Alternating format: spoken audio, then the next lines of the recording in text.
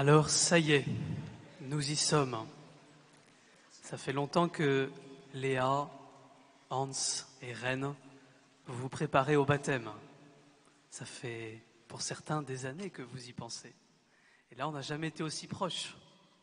Dans quelques minutes, vous allez faire le grand plongeon, au sens propre.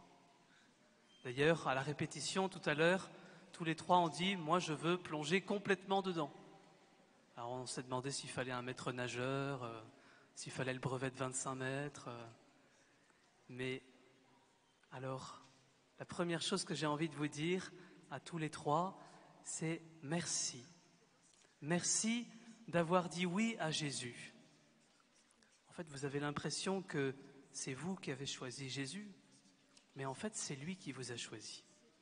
C'est lui qui veut entrer dans votre cœur aujourd'hui. C'est lui qui veut vous rejoindre. Merci de nous donner à nous aussi l'occasion de replonger dans notre baptême. Parce que c'est bien ce que nous vivrons tout à l'heure quand je passerai parmi vous et que j'aurai la joie de vous asperger copieusement d'eau bénite. Plutôt que de faire la grimace, eh bien vous pourrez dire comme Rennes, Hans et Léa, je veux être trempé tout entier. S'il y en a un qui me le dit, je vous promets que je mettrai double dose. Alors merci beaucoup à tous les trois d'avoir osé dire oui.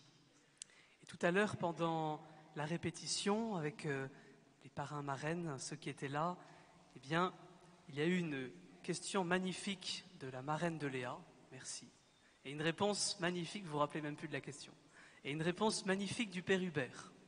La question était la suivante. Est-ce que ce soir, les lectures vont plus parler de Pâques ou du baptême? C'était ça en gros. Et la réponse du père Hubert, c'était, eh bien en fait, le baptême, c'est Pâques. Dans le baptême, nous vivons chacun Pâques. Merci Hubert de m'avoir inspiré.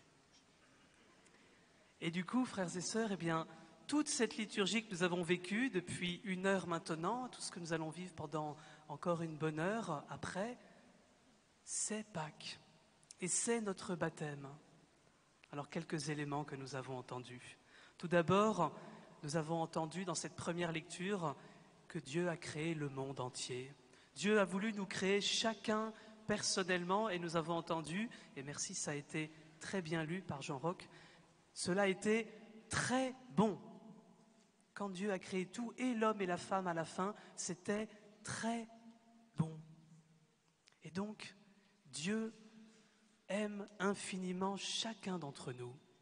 Quelquefois, on a des questions, on a des doutes sur notre enfance, sur notre lien à nos parents, et parfois c'est très légitime, mais une chose est absolument certaine, c'est que quelle que soit notre histoire, nous sommes chacun infiniment aimés par Dieu, chacun infiniment désiré par Dieu, chacun infiniment chéri par Dieu, quelle que soit notre histoire. Et puis après, il y a les vicissitudes du chemin. On a vu Abraham, on a vu Moïse et le peuple, tout n'était pas très droit. Et puis, à travers Isaïe, c'était tous les prophètes qui ont sans cesse rappelé à l'ordre le peuple. Et donc ça, c'est nos histoires. Nous naissons tous infiniment aimés de Dieu. Et puis après, il y a nos histoires qui sont parfois chaotiques, avec des hauts et des bas, avec des souffrances, avec des chemins de traverse, avec des peines, avec des questions. Et nous sommes tous sur ce chemin de bosses et de creux, de droite et de gauche. Mais ça ne s'est pas arrêté là. Peut-être que comme moi, vous avez été éblouis par toutes les lumières du Gloria, quand ça s'est allumé, avec les cloches qui ont sonné. Eh bien, le Gloria, c'est le chant des anges, c'est le chant du ciel, c'est le chant du paradis. Et donc, c'est le signe que, à l'issue de notre vie, une prière de la messe le dit, nous sommes en pèlerinage sur cette terre. Donc, il y a un début à notre vie, il y a un chemin, et puis il y a un terme qui ne finit jamais. C'est la vie auprès de Dieu. Et cette vie auprès de Dieu est comme ces grandes lumières qui se sont allumées d'un coup, c'est une révélation. C'est une lumière qui chasse les ténèbres. C'est une joie qui ne finira jamais.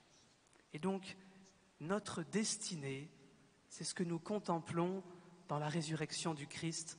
Notre destinée, c'est la joie éternelle. Et j'aimerais vous le redire à chacun, frères et sœurs, parce que je sais que certains parmi vous vivent de grandes difficultés. Notre destinée, c'est ce que nous fêtons en ce soir de résurrection, c'est la joie éternelle. Jésus veut nous donner, au terme de cette histoire, non pas au terme de notre vie, la joie éternelle ensemble. Et on se retrouvera tous avec Léa, Hans et Ren, qui entament ce chemin aujourd'hui du ciel. Alors, c'est sûr que aujourd'hui, le grand samedi saint, nous l'avons médité depuis ce matin, Jésus descend aux enfers. Et il y a des choses à ramener des enfers. Il y a des choses qui sont difficiles dans notre vie, mais il nous faut regarder le terme. Il y a une histoire familiale, c'est sans doute une légende, je ne sais pas trop. Il paraît que quand j'avais 8 ans, c'est ma maman qui raconte ça, il paraît que quand j'avais 8 ans, on m'a annoncé une mauvaise nouvelle et que j'aurais répondu « Oh bah au pire, ça durera 80 ans ». Alors, je ne sais pas ce que voulait dire cette parole d'enfant, mais ce qui est sûr, c'est que comme ces lumières ont chassé d'un coup les ténèbres, il y aura un terme à toutes nos souffrances, à toutes nos épreuves, à tous nos doutes, à tous nos calvaires, à toutes nos misères, à toutes nos croix, comme Jésus qui meurt sur la croix et qui ressuscite. Alors, j'avais dans le cœur vraiment ce mot, comme je vous l'ai déjà dit plusieurs fois, courage, frères et sœurs. Et confiance à chacun d'entre nous. Alors tout à l'heure, chère Léa, chère Hans, chère Reine, vous allez être plongés dans l'eau. Il va rester au fond de la piscine tout ce qui est mal. On n'ira pas voir. C'est votre histoire. C'est votre histoire avec le Seigneur. Et je sais que c'est pour ça que vous avez dit, nous on veut plonger tout entier. Eh bien, frères et sœurs, tout à l'heure, nous aussi, quand nous serons aspergés d'eau bénite, c'est le même geste. Nous pourrons vraiment confier à Jésus tout ce que nous avons envie de lui laisser. Alors, quand je passerai parmi vous et vous aspergerai, et que vous recevrez une ou plusieurs gouttes d'eau bénite, eh bien, confiez à Jésus tout cela. Confiez à Jésus tout cela. Et puis, tout à l'heure, Léa, Hans et Ren, vous allez recevoir la lumière du Christ qui vous illumine. C'était incroyable tout à l'heure quand on est rentrés tous dans l'église, il y avait une seule lumière, c'était celle du Christ, celle du grand cierge de Pâques. Bien, rappelons-nous toujours que la seule lumière de nos vies, c'est le Christ. Et que tout à l'heure, eh bien, quand je vous marquerai du Saint-Crème, ça sera le signe que le Christ habite en vous, qu'il a marqué vos cœurs pour toujours, que toujours il sera avec vous. Et nous aussi, frères et sœurs, quand nous rallumerons nos lampes tout à l'heure, nos lumières, eh bien, nous pourrons nous dire, mais ma lumière, c'est toi, Jésus, sur ce chemin chaotique de vallées et de bosses, de creux, de droite et de gauche. C'est toi, Jésus, ma lumière. C'est toi qui me conduis. Alors, mettons toute notre foi dans le Seigneur, frères et sœurs.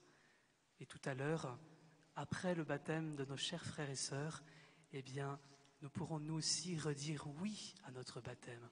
Dire oui à notre baptême, c'est dire oui à la résurrection du Christ. C'est dire oui à notre propre résurrection.